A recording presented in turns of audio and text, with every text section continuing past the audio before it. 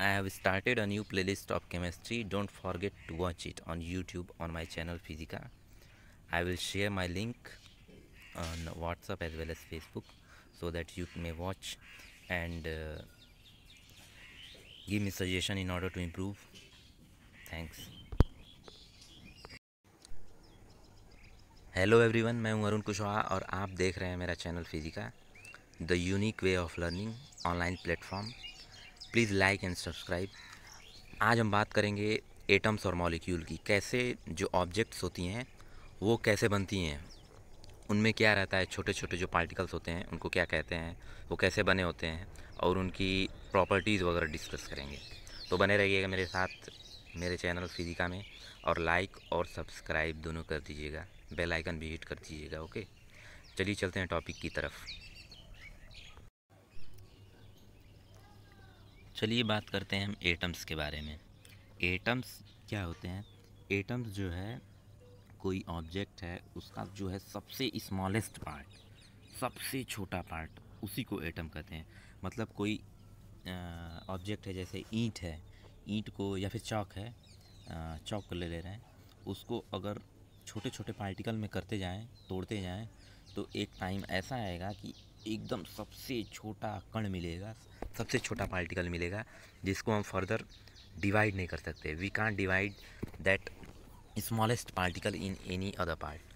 तो उसी को हम एटम कहते हैं। और उस एटम में होता क्या क्या है? उस एटम में उसके सब एटॉमिक पार्टिकल्स होते हैं। जो सब एटॉमिक पार्टिकल्स होते हैं उनको कहते हैं इलेक्ट्रॉन, प्रोटॉन, न्यूट्रॉन। और ये तीनों, इनको सब एटॉमिक पार्टिकल कहते हैं। और जो बीच में होता है वो न्यूक्लियस होता है। देखिए इस डायग्राम में ये न्यूक्लियस है, यहाँ पे दिखाया गया, ये न्यूक्लियस दिखा रहा है।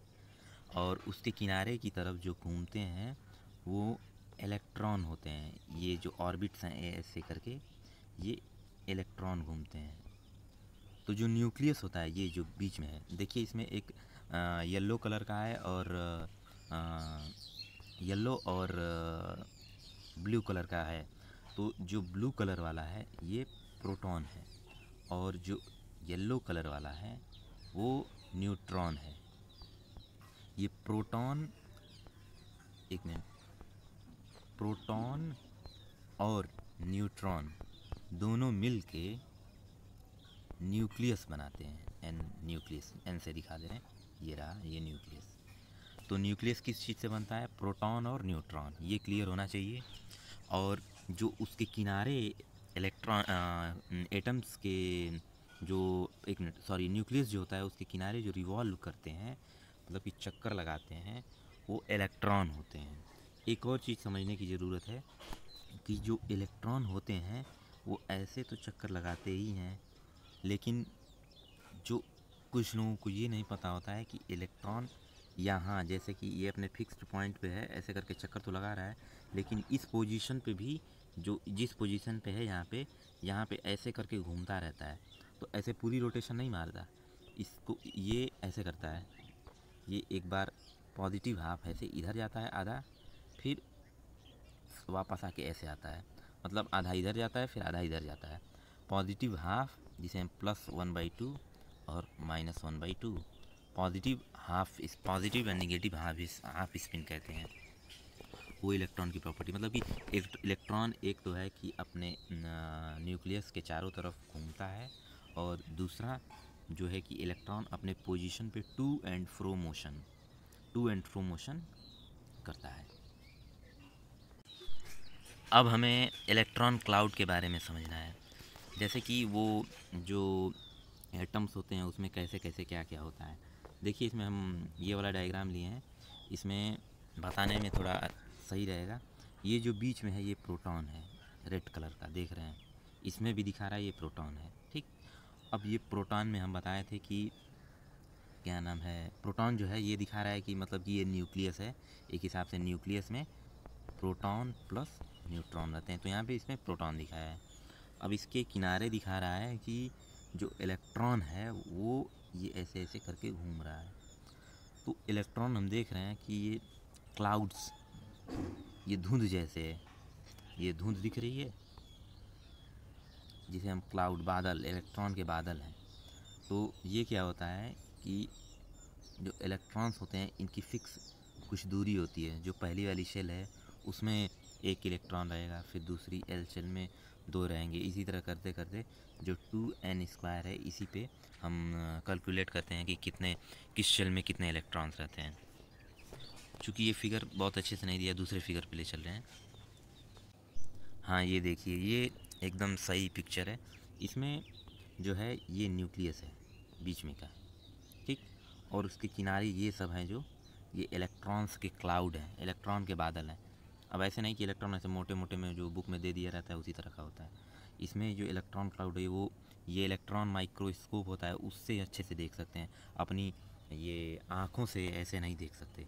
तो इसमें होता क्या है कि जो यहाँ से जो दूरी है देखिए, यहाँ से यहाँ तक, ये मान लीजिए मैक्सिमम, यहाँ जो देख रहे हैं ये वाला जो रीजन है यहाँ पे बहुत ज़्यादा गाढ़ा गाढ़ा कलर है, ब्लैक कलर। मतलब कि जो इलेक्ट्रॉन्स पाए जाने की वो है प्रोबेबिलिटी, या फिर एक हिसाब से कहें कि जो इलेक्ट्रॉन है इसके नज़दीक, जितना नज़दीक अगर इलेक्ट्रॉन रहेगा वो उतना ही ज़्यादा घना रहेगा। मतलब इलेक्ट्रॉन न्यूक्लियस के आसपास ज़्यादा रहते हैं, उसीलिए जो यहाँ है ये गाढ़ा, देखिए गाढ़ा काला कलर का है। मतलब ये दिखा रहा है कि इलेक्ट्रॉन यहाँ पे ज़्यादा हैं। जैसे जैसे ये दूरी बढ़ती जाएगी इलेक्ट्रॉन धीरे धीरे कम होते जा रहे हैं। ये देखिए इसमें थोड़े कम हो गए, और ये एकदम किनारे वाले छोर पे देखें, किनारे वाले पार्ट पे, तो यहाँ पे इलेक्ट्रॉन बहुत ही कम है। तो ये दिखा रहा है कि जैसे जैसे दूरी बढ़ती है न्यूक्लियस की इलेक्ट्रॉन से, वैसे वैसे उनके बीच इलेक्ट्रॉन और न्यूक्लियस, मान लीजिए इलेक्ट्रॉन है और ये रहा न्यूक्लियस, इनके बीच की जो बॉन्डिंग है, बॉन्ड, ये धीरे धीरे वीक होने लगता है। अब ये जितना क्लोज रहेगा इलेक्ट्रॉन और न्यूक्लियस, ये अपने में स्ट्रॉन्ग बॉन्ड बनाए रहेगा। अगर जितना ही ऐसे दूर हो जाएगा, यहाँ एक है न्यूक्लियस यहाँ पे, एक इलेक्ट्रॉन यहाँ पे, तो इनके बीच में बॉन्डिंग ज़्यादा बड़ी हो जाएगी। तो इस वजह से ये क्या नाम है, हल्के हल्के होते हैं।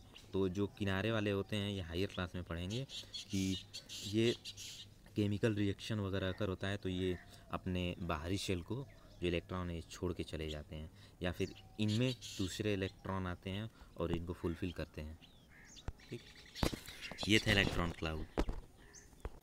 अब आगे चलते हैं नेक्स्ट। अब यहाँ पर हम एटम के बारे में समझेंगे। ये इसकी डेफिनेशन दी हुई है कि an atom is the smallest unit of ordinary matter that forms a chemical element. जो एटम है वो स्मॉलेस्ट यूनिट है, मतलब हम बताए हैं कि जैसे ईंट है, उसको अगर तोड़ते जाएं तो एक ऐसा टाइम आएगा कि वो टूटेगा ही नहीं।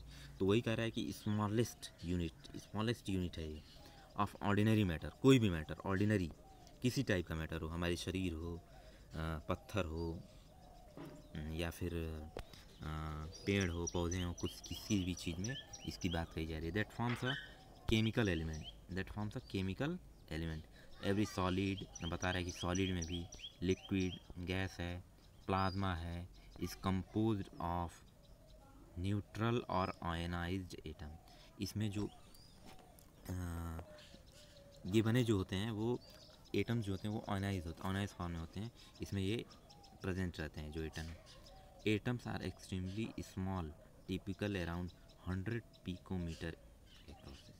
अब बता रहा है कि जो एटम्स होते हैं वो बहुत छोटे होते हैं, इनकी मेज़रमेंट पिकोमीटर्स में की जाती है। तो ये बता रहा है कि ये 100 पिकोमीटर के एक्रोस लगभग होते हैं। अब इसमें देखेंगे हम कि सब एटॉमिक पार्टिकल क्या होते हैं। एक तो एटम होता है, एटम के बारे में हम बताए हैं, जो कि सबसे छोटा होता है। लेकिन जो एटम होता है उसमें भी उसके पार्ट्स कुछ होते हैं जो उसको मिल के बनाते हैं, तो वही एटम कहलाता है। जैसे हम कोई टॉपिक ले लेते हैं, उसमें सब टॉपिक होता है, उसी तरह एटम एक टॉपिक हो गया और जो सब एटॉमिक पार्टिकल है वो उसका सब टॉपिक हो गया। जैसे उसका ब्रांच हो गया, मेन टॉपिक और उसका ब्रांच। तो इसमें जो है जो सब एटॉमिक पार्टिकल्स होते हैं उनको कहा जाता है इलेक्ट्रॉन, प्रोटॉन, इसमें जो है ये, इसमें प्रोटॉन होते हैं, और जो ये है, एक मिनट सॉरी, ये इलेक्ट्रॉन हो गया, ये प्रोटॉन हो गया, और ये जो है इसमें न्यूट्रॉन भी होता है। इलेक्ट्रॉन, प्रोटॉन और न्यूट्रॉन, ये तीनों सब एटॉमिक पार्टिकल होते हैं जो कि मिल के एक एटम का निर्माण करते हैं। They use to make an atom.